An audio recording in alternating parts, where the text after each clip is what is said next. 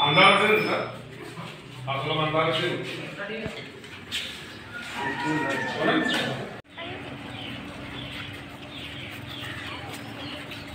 sir cycle से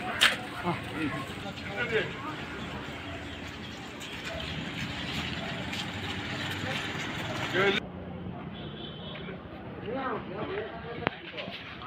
ভালো আছেন সমগ্ৰ অসমতে আজি ফাৰ্ষ্ট পৰ্যায়ৰ ইলেকশ্যনৰ ভোটদান হৈ আছে ৰাতিপুৱাৰ পৰা শুনিবলৈ পাইছোঁ বা দেখিবলৈ পাইছোঁ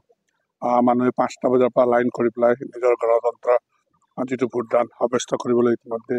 আহি ভোট কেন্দ্ৰবিলাকত উপস্থিত হৈ ভোটদান দি আছে ময়ো এই মাত্ৰ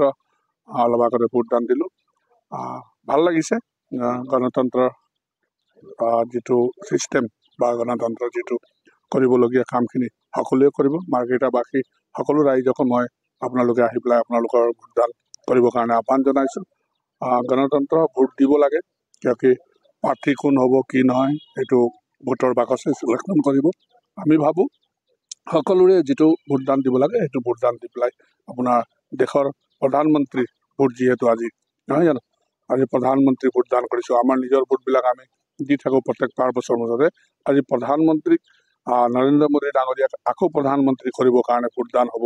বা ৰাহুল গান্ধীক ভোটদান কৰিব যাৰ যাৰ যি মনত ভাগ আছে যি যেনেকুৱাকৈ ভাবি আছে মনত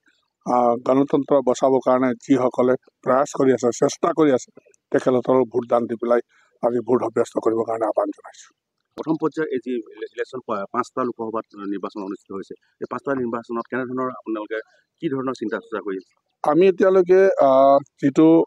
কেম্পেইনিং কৰিলোঁ আমি যিটো আজি দুদিনৰ আগত কেম্পেইনিং শেষ হ'ল তাৰ ফিডবেক মতে আমি 5টা সমষ্টিত